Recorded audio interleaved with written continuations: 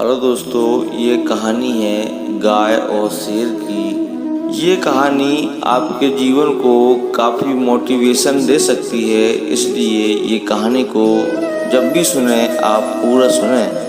एक पहाड़ी के नीचे रामगढ़ नाम का एक गांव था। गांव के सारे जानवर हरी घास खाने के लिए सुबह उसी पहाड़ी के ऊपर बसे जंगल में जाते और शाम होते होते वापस आ जाते थे। हर दिन की तरह लक्ष्मी नाम की एक गाय अन्य गायों के साथ उसी पहाड़ी के जंगल के घास खाने के लिए गई थी। वह हरी घास खाने में इतनी ज़्यादा प्रसन्न थी कि वह कब शेर की गुफा के पास पहुंच गई उसे पता भी नहीं चला। शेर अपनी गुफा में सो रहा था और वह पिछले 2 दिनों से भूखा था। जैसे ही लक्ष्मी की गुफा के पास पहुंची, गाय की खुशबू से शेर की नींद खुल गई। वह शेर धीरे धीरे गुफा के बाहर आया और गुफा के बाहर गाय को देखकर खुश हो गया। शेर के मन ही मन सोचा कि आज उसकी 2 दिन की भूख मिट जाएगी। वह इस तंदुरुस्त गाय का ताज़ा मांस खाएगा। यह सोचकर उसने एक दहाड़ लगाई।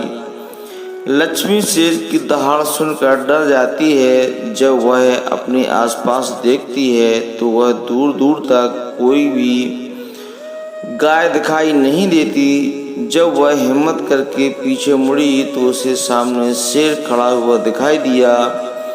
उस शेर ने लक्ष्मी को देखकर फिर से दहाड़ लगाई और लक्ष्मी से कहा, मुझे 2 दिन से कोई शिकार नहीं मिला था। मैं भूखा था, शायद इसलिए भगवान ने मेरा पेट भरने के लिए तुझे मेरे पास भेजा है। आज मैं तुझे खाकर अपनी भूख मिटा लूँगा।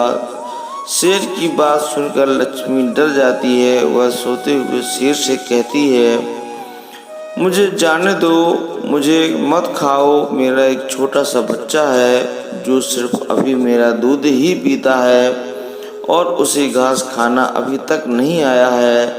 लक्ष्मी की बात सुनकर शेर हंसते हुए कहता है, तो क्या मैं अपने हाथ में आया शिकार को ऐसे ही जाने दूं? मैं तो आज उसे खाकर 2 दिन की भूख मिटाऊंगा। शेर के ऐसा कहने पर लक्ष्मी उसके सामने रोने लगती है और विनती करते हुए कहती है, आज मुझे जाने दो। मैं आज अपने बछड़े को आखिरी बार दूध पिलाकर दूंगी और उसे बहुत सारा प्यार करके कल सुबह होते ही तुम्हारे पास आ जाऊंगी।